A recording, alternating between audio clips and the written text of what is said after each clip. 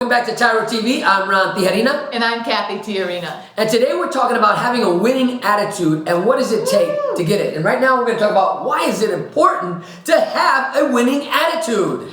I will say this right now, anybody that is successful, anybody that has achieved anything in their life has not done it with a losing attitude. Man. They've done it because it started with the thought and the belief that they were capable of doing it. You know, when we talk about why is this important, you know, and I had to make a note about what came to me because this is why it's important. Fulfill your calling.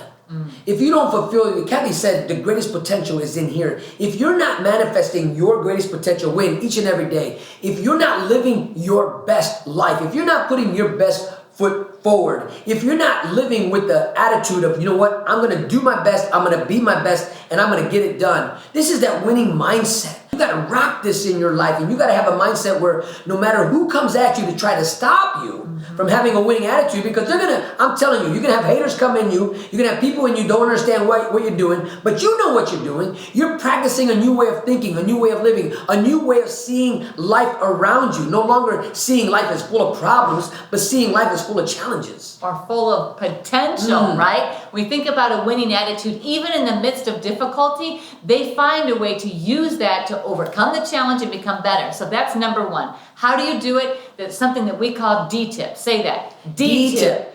D-T-I-P. D-tip. Don't take it personal. Number two, this is what we want you to practice. Begin celebrating others and their victories. When you recognize somebody, when you see somebody who accomplishes something in their life, celebrate them. Let them know, I see you, I recognize what you did, congratulations. Yes, right? Absolutely. Because you know what? You can't get mad if nobody's celebrating you if you don't celebrate other people. But once you start celebrating other people's victories, you will find that people will begin to celebrate you. And then that will reinforce that winning attitude. Number three, begin to develop your continuous improvement plan. Oh, yes. Right? This is a big deal. You have to be very intentional. That means reading books that help you to think differently and apply things in your life that help you to grow, or listening to tapes, watching TV shows, doing things that help you become better, not just wasting time, because you know what? Garbage in, garbage out. What you take in visually, what you take in through your ears is actually either affecting you in a positive way or infecting you and causing you to continue in those negative behaviors and attitudes. You know, I know when we first got together, oh my, I had a lustful attitude. You know? Yeah, but I thought I won because I got you and I was on cloud nine, right? But my intention was totally wrong.